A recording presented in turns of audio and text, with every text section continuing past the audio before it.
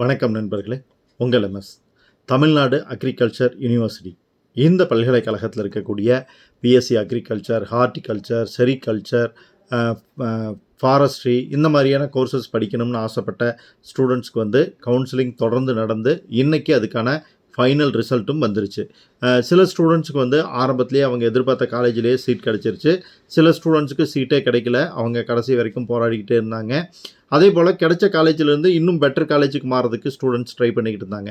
So இதற்கு எல்லாத்துக்கும் final ரிசல்ட்டாக இன்றைக்கி ஃபைனல் ஸ்லைடிங்கோட ரிசல்ட் வந்திருந்தது. அந்த ரிசல்ட்டுக்கு அப்புறம் அலாட்மெண்ட் ஆர்டர் வந்துருச்சு. இந்த அலாட்மெண்ட் ஆர்டரை நீங்கள் டவுன்லோட் பண்ணி ரெடி பண்ணிட்டீங்க காலேஜ் போகிறதுக்கு.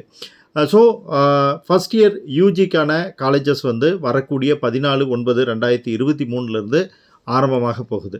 இந்த டேயில் வந்து நீங்கள் காலேஜில் ரிப்போர்ட் பண்ணணும். காலேஜில் ரிப்போர்ட் பண்ணுறது அப்படிங்கிறது ஜஸ்ட் அட்டெண்டன்ஸ் கொடுக்கறதுல நீங்கள் காலேஜில் பர்மனெண்ட்டாக படிக்கிறதுக்கான ப்ரிப்பரேஷனோட போகிறது தான் வந்து இந்த ரிப்போர்ட்டிங் அப்படின்னு சொல்லலாம். ஸோ 14ஆம் தேதி போகும்போது நீங்கள் சர்டிஃபிகேட்ஸ் கொண்டுக்கிட்டு போகணும்.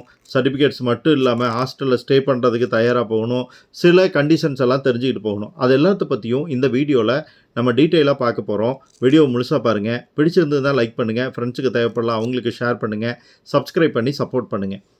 தொடர்ந்து நம்மளோட சேனலில் அக்ரிகல்ச்சர் சம்மந்தமான வேலைவாய்ப்புகள் தொடர்பான விஷயங்களும் வரப்போகுது. ஸோ தொடர்ந்து சேனலோட இணைஞ்சிருங்க. ரைட். இப்போ நம்ம ஃபஸ்ட்டு பார்க்க போகிறது என்னென்னா, எப்போவுமே வந்து சர்டிஃபிகேட் ப்ரொடியூஸ் பண்ணணும் ஒரு கோர்ஸில் ஜாயின் பண்ணணும் அப்படின்னா. அதே போல் தான் அக்ரிகல்ச்சர் காலேஜில் ஜாயின் பண்ணணுன்னாலும் நீங்கள் ஒரிஜினல் சர்டிஃபிகேட்ஸை அங்கே ப்ரொடியூஸ் பண்ணணும். ஸோ ப்ரொடியூஸ் பண்ணி சப்மிட் பண்ணணும். சர்டிஃபிகேட்ஸ் எல்லாமே ஒரிஜினலாக இருக்கணும். ஒருவேளை நீங்கள் யூனிவர்சிட்டியில் சப்மிட் பண்ணியிருந்தீங்க அப்படின்னா அதுக்கான போனஃபைட் வந்து கொடுக்க வேண்டியிருக்கும். சரி, என்னென்ன சர்டிஃபிகேட்டெல்லாம் ஒரிஜினலாக நீங்கள் சப்மிட் பண்ண வேண்டியிருக்கும் அப்படிங்கிறத ஒன்று ஒன்றா பார்க்கலாம். ஸோ ஃபஸ்ட்டு சர்டிஃபிகேட் வந்து உங்களுடைய 10th மார்க் ஷீட். ரெண்டாவது சர்டிஃபிகேட் வந்து உங்களுடைய 12th மார்க் ஷீட். எதுக்கும் இருக்கட்டும்னு சொல்லி 11th மார்க் ஷீட்டையும் நீங்கள் எடுத்துக்கிட்டு போயிடலாம். அது மட்டும் இல்லாமல் நீங்கள் ரிசர்வேஷனில் வந்திருக்கீங்க அப்படின்னா உங்களுடைய கம்யூனிட்டி சர்டிஃபிகேட் வந்து அவசியம். ஸோ கம்யூனிட்டி சர்டிஃபிகேட் கட்டாயம் கொண்டுக்கிட்டு போகணும். அதே போல் பார்த்தீங்க அப்படின்னா மெடிக்கல் ஃபிட்னஸ் சர்டிஃபிகேட் வந்து ரொம்ப அவசியம். இது வந்து ஒரு கவர்மெண்ட் டாக்டர்கிட்ட நீங்கள் வாங்கி வச்சுருக்கணும். நீங்கள் தான் அப்படின்னு ப்ரூவ் பண்ணுறதுக்காக ஒரு ஐடென்டிட்டி கொண்டுக்கிட்டு போகணும். அது பெரும்பாலும் ஆதார் கார்டு கேட்குறாங்க. ஸோ ஆதார் கார்டு வந்து கண்டிப்பாக கொண்டுக்கிட்டு போயிருங்க. இந்த சர்டிஃபிகேட்ஸ் எல்லாம் என்னென்னு பார்க்குறதுக்கு முன்னாடியே நம்ம இன்னொரு விஷயத்தையும் உங்களுக்கு ஞாபகப்படுத்த விரும்புகிறேன். எப்பவுமே நம்ம ஒரிஜினலாக ஒரு இடத்துல ஹேண்ட் ஓவர் பண்ண போகிறோம், அது இமீடியட்டாக நமக்கு கிடைக்காது அப்படின்னா நீங்கள் அந்த சர்டிஃபிகேட் எல்லாத்தையுமே வந்து ஸ்கேன் பண்ணி உங்களோட மெயிலுக்கு அப்லோட் பண்ணி வச்சுக்கிங்க. அது மட்டும் இல்லாமல் ஹார்ட் காப்பி, அதாவது ஜெராக்ஸ் எடுத்து நீங்கள் என்ன பண்ணிக்கணும் அப்படின்னா அதை வந்து ஒரு 5 செட் அல்லது 10 செட்டு வரைக்கும் ஜெராக்ஸ் எடுத்து பத்திரமா வச்சுக்கணும். சில செட்டில் வந்து நீங்கள் அட்டஸ்டேஷன் வாங்கி வச்சுக்கிட்டாலும் சந்தோஷம். ஃப்யூச்சரில் எதுக்கு தேவைப்பட்டாலும், காலேஜ் முடிக்கிற வரைக்கும் எதுக்கு தேவைப்பட்டாலும் அதை நீங்கள் வந்து பயன்படுத்திக்கலாம். ஸோ இதெல்லாம் அவசியம். அப்படிங்கிறதுனால நீங்கள் இந்த சர்டிஃபிகேட்ஸ் எல்லாம் ப்ரொடியூஸ் பண்ணுறதுக்கு முன்னால் இந்த வேலையை தயவு செஞ்சு மறக்காமல் செஞ்சுருங்க. ரைட். இப்போ medical fitness certificate, Aadhaar card பார்த்துட்டோம்.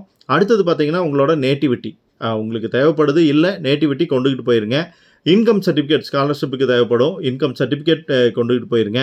அடுத்ததாக நீங்கள் தான் உங்களுடைய தலைமுறையில் முதல் பட்டதாரியாக இருக்கிறீங்க, காலேஜில் ஜாயின் பண்ண போகிறீங்க அப்படின்னா அதில் ஃபஸ்ட் கிராஜுவேட்னு கொடுத்து ஜாயின் பண்ணியிருப்பீங்க. இந்த ஃபஸ்ட் கிராஜுவேட் சர்டிஃபிகேட்டை கொண்டுக்கிட்டு போங்க. உங்களுக்கான ஃபீஸ் கன்செஷன் கிடைக்கும். கவர்மெண்ட் காலேஜுக்கு கொஞ்சம் கம்மியாக இருக்கும் அமௌண்ட். செல்ஃப் ஃபைனான்ஸில் போகிறவங்களுக்கு வந்து ஃபீஸ் வந்து ஒரு 25,000 வரைக்குமே உங்களுக்கு குறையிறதுக்கு வாய்ப்பு இருக்குது. அடுத்து ஸ்பெஷல் கேட்டகரியில் வரக்கூடியவங்களாக இருந்தீங்க, டிஃப்ரெண்ட் லேபிள்டாக இருக்கீங்கன்னா அதுக்கான சர்டிஃபிகேட் வந்து நீங்கள் கொண்டுக்கிட்டு போகணும். அது மட்டும் இல்லாமல் நீங்கள் 20,000 கட்டி அதுக்கப்புறம் தான் அலாட்மெண்ட் டவுன்லோட் பண்ணியிருப்பீங்க. அந்த ஃபீஸ் ரெசிப்ட் ஒரிஜினல் வந்து நீங்கள் கொண்டுக்கிட்டு போகணும். அதனோடவே கூடுதலாக உங்களுக்கு ஸ்டூடெண்ட்டுக்கு ஒரு பேங்க் அக்கௌண்ட் ஓப்பன் பண்ணி அந்த பேங்க் அக்கௌண்ட் டீட்டெயிலை வந்து நீங்கள் கட்டாயம் கொண்டுக்கிட்டு போகணும். இதனோட கூடவே டிசியும் நீங்கள் கொண்டுக்கிட்டு போயிருங்க. டிசி 2 விதத்தில் இருக்கலாம். ஒன்று, நீங்கள் +2 படிச்சுட்டு டைரெக்டாக அக்ரிகல்ச்சர் ஜாயின் பண்ணுறவங்களா இருக்கலாம். உங்களுக்கு 12th டிசியே இருக்கும். சிலர் வந்து இந்த மீன் டைமில் என்ன பண்ணியிருக்கலாம் அப்படின்னா வேற ஒரு காலேஜில் கோர்ஸில் ஜாயின் பண்ணியிருக்கலாம். அதை இப்போ டிஸ்கன்டினியூ பண்ணிவிட்டு நீங்கள் அக்ரி வர்றவங்களா இருந்தீங்கன்னா உங்களுக்கு அந்த பர்டிகுலர் இன்ஸ்டியூஷனில் இருந்து டிசி கொடுத்துருப்பாங்க. அப்போ உங்களுக்கு 12th டிசி இருக்காது. ஸோ அந்த டிசி கொண்டுக்கிட்டு போயிருங்க. அடுத்ததாக வந்து பாஸ்போர்ட் சைஸ் ஃபோட்டோ கேட்பாங்க. எதுக்கும் ஒரு 10 பாஸ்போர்ட் சைஸ் ஃபோட்டோ கொண்டுக்கிட்டு போயிருங்க. ஃப்யூச்சரில் உங்களுக்கு காலேஜில் வேறு விஷயங்களுக்கும் யூஸ் ஆகலாம். அதுபோலவே உங்களோட பேரண்ட்டோட பாஸ்போர்ட் சைஸ் ஃபோட்டோவும் கேட்கலாம். அவங்களோட ஃபோட்டோ இருந்ததுனாலுமே நீங்கள் வந்து கொண்டுக்கிட்டு போயிருங்க. இருந்தது தான் இல்லை, ஃபோட்டோ கொண்டுக்கிட்டு போயிருங்க. ஸோ இது எல்லாமே வந்து ரொம்ப ரொம்ப அவசியம். அதே போல் சில காலேஜஸில் வந்து என்ன பண்ணுவாங்கன்னா, எங்களுக்கு ஒரு 3 set xerox copy, 5 set xerox காப்பின்னு கேட்பாங்க. அந்த ஜெராக்ஸ் காப்பிய ஒரு ஃபைல்ல போட்டு நீங்க கொண்டு போய் காலேஜில குடுத்துருங்க. ஸோ எவ்வளவு ஜெராக்ஸ் காப்பி கேட்குறாங்க அப்படிங்கிறது வந்து உங்களுக்கு வரக்கூடிய லெட்டர்ல இருக்கும். ஒவ்வொரு காலேஜ்லேருந்தும் லெட்டர் அனுப்புவாங்க. அந்த லெட்டர்ல இருக்கக்கூடிய நம்பர் ஆஃப் காப்பீஸ் வந்து நீங்க எடுத்துக்கிட்டு போயிட்டீங்க அப்படின்ட்டா, ரொம்ப அ ஈஸியா இருக்கும். நீங்க ஹாஸ்டலரோ, டே ஸ்காலரோ உங்களுக்கு வந்து கண்டிப்பா யூனிஃபார்ம் உண்டு. ஏன்னா நீங்க ஃபீல்ட் ஒர்க்குக்கு போவீங்க. ஃபீல்ட் ஒர்க்குக்கு போறதுக்கு வந்து யூனிஃபார்ம் குடுப்பாங்க. அந்த யூனிஃபார்ம்க்கு நீங்க ஃபீஸ் கட்ட வேண்டியிருக்கும். அது சம்மந்தப்பட்ட சில விஷயங்களுக்கும் ஃபீஸ் கட்ட வேண்டியிருக்கும். அந்த ஃபீஸ் கொண்டு போய் நீங்க கட்டணும். அது மட்டும் இல்லாம, நீங்க ஒரு குறிப்பிட்ட ஃபீஸ் தான் வந்து அட்மிஷன் டைம்ல அலாட்மெண்ட் லெட்டர் டவுன்லோட் பண்ணும்போது இது பண்ணியிருப்பீங்க. மீதி ஃபீஸ் ரிமைனிங் செமஸ்டர் ஃபீஸ் இருக்கும். அந்த செமஸ்டர் ஃபீஸை இப்போ இந்த 14th அன்னைக்கு நீங்க வந்து பே பண்ண வேண்டியிருக்கும். எவ்வளோ ஃபீஸ் பே பண்ண வேண்டியிருக்கும் அப்படிங்கிறதெல்லாம் வந்து உங்களோட கால் லெட்டரில் இருக்கும். அதில் நீங்கள் வந்து தெரிஞ்சுக்கலாம். அது மட்டும் இல்லாமல் ஸ்டூடெண்ட்டும் பேரண்ட்டும் சேர்ந்து நீங்கள் காலேஜுக்கு வந்து ஒரு டிக்ளரேஷன் கொடுப்பீங்க. நாங்கள் இந்த மாதிரி இருப்போம் அப்படின்னு சொல்லி ப்ராஸ்பெக்டஸில் கொடுத்துருப்பாங்க அந்த டிக்ளரேஷன். அந்த டிக்ளரேஷனை பிரிண்ட் அவுட் எடுத்து ஃபில் பண்ணி அந்த டிக்ளரேஷன் அப்ளிகேஷன் போடும்போதே அந்த டிக்ளரேஷன் வந்திருக்கும். அந்த டிக்ளரேஷனை கொண்டுக்கிட்டு போகணும். கண்டிப்பாக பெரும்பாலும் என்ன பண்ணுவாங்க அப்படின்னா, அக்ரிகல்ச்சர் ஜாயின் பண்ணக்கூடிய ஸ்டூடெண்ட்ஸுக்கு ஃபீல்ட் ஒர்க் ஏர்லி மார்னிங் இருக்கும் அப்படிங்கிறதுனால ஹாஸ்டலில் ஸ்டே பண்ண வேண்டியிருக்கும். ஸோ ஹாஸ்டலில் ஸ்டே பண்ணுற மாதிரி இருந்ததுன்னா ஹாஸ்டல் ஃபீஸ் வந்து நீங்கள் கண்டிப்பாக கட்ட வேண்டியிருக்கும். ஹாஸ்டல் ஃபீஸ் எவ்வளோன்னு தெரிஞ்சுக்கிட்டு அந்த ஹாஸ்டல் ஃபீஸ் வந்து கொண்டுகிட்டு போயிருங்க.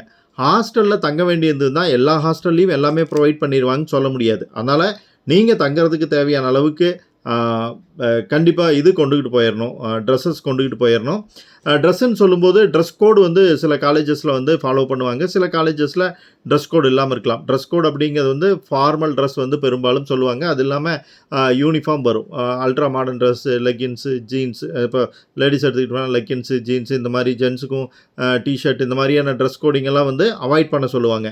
ஸோ எதெல்லாம் அவாய்ட் பண்ண சொல்கிறாங்களோ அதெல்லாம் நீங்கள் கொண்டு போகாமல் இருக்கிறது வந்து பெட்டர் ஆப்ஷன் அப்படின்னு சொல்லலாம். ஸோ ட்ரெஸ்ஸை பொறுத்த வரைக்கும் நீங்கள் ரொம்ப தெளிவாக இருக்கணும். என்ன ட்ரெஸ் அலோடோ அந்த ட்ரெஸ் மட்டுமே யூஸ் பண்ணிக்கிறது பெட்டர். அது போலவே பார்த்தீங்க அப்படின்னா, நீங்கள் தங்குறதுக்கு தேவையான pillow, bedsheet, bed spread, bucket, plates, tumbler இந்த மாதிரியான விஷயங்கள், சூட்கேஸ் இது எல்லாமே வந்து நீங்கள் கொண்டுகிட்டு போயிடலாம். பொதுவாக ஹாஸ்டல் சேரும்போது ஒரு ஸ்டூடெண்ட் என்னென்ன கொண்டுகிட்டு போகணும் அப்படிங்கிறத பற்றி ஏற்கனவே நம்ம ஒரு வீடியோவில் டிஸ்கஸ் பண்ணியிருக்கிறோம். செக் பண்ணி பாருங்கள். உங்களுக்கு அது ரொம்ப யூஸ்ஃபுல்லாக இருக்கும். ஸோ இது மட்டும் இல்லாமல் உங்களோட ட்ரெஸ் கோடு மட்டும் இல்லாமல் ஹேர் ஸ்டைலுக்குமே சில கண்டிஷன்ஸ் வச்சுருப்பாங்க. அதையுமே செக் பண்ணி பார்த்துங்க. உங்கள் காலேஜில் வந்து அந்த மாதிரியான ஹேர் ஸ்டைலெலாம் பண்ணலாமா வேண்டாமா அப்படிங்கிறத பற்றி இன்ஸ்ட்ரக்ஷன் இருக்கா அப்படிங்கிறத படித்து பார்த்து அதையும் தெரிஞ்சுக்குங்க. சில விஷயங்களை நீங்கள் கொண்டுகிட்டு வரக்கூடாதுன்னு சொல்லியிருப்பாங்க. இப்போ காஸ்ட்லியான ஆர்னமெண்ட்ஸ், ஜுவல்ஸ், எலக்ட்ரானிக் டிவைசஸ் இந்த மாதிரியான விஷயங்கள், அப்புறம் பவர் சப்ளை அதிகமாக எடுக்கக்கூடிய iron box, kettle, induction stove இந்த மாதிரியான வாட்டர் ஹீட்டர்ஸ் இதெல்லாம் வந்து அலோவ் பண்ண மாட்டாங்க காலேஜஸில். அதெல்லாம் தெளிவாக தெரிஞ்சுக்கிட்டு கொண்டுகிட்டு போங்க. வெட்டி சுமையாக இருந்துடக்கூடாது. ஸோ இது எல்லாமே ரெடி பண்ணிக்கிட்டு ப்ராப்பராக போயிட்டீங்க அப்படின்ட்டா அந்த ரிப்போர்ட்டிங் டே அன்னைக்கு உங்களுக்கு வந்து எந்த ஒரு பதட்டமும் இருக்காது. ஹாயாக நீங்கள் வந்து காலேஜில் ரிப்போர்ட் பண்ணி ஜாயின் பண்ணிடலாம். இது சம்மந்தமாக உங்களுக்கு ஏதாவது சந்தேகம் இருக்குது அப்படின்னா கீழே கமெண்ட்டில் கேளுங்க. அடுத்த வீடியோக்களில் பார்க்கலாம். நாளை மறுநாள் உங்களுக்கு மகிழ்ச்சியான நாளாக அமையட்டும். Bye friends.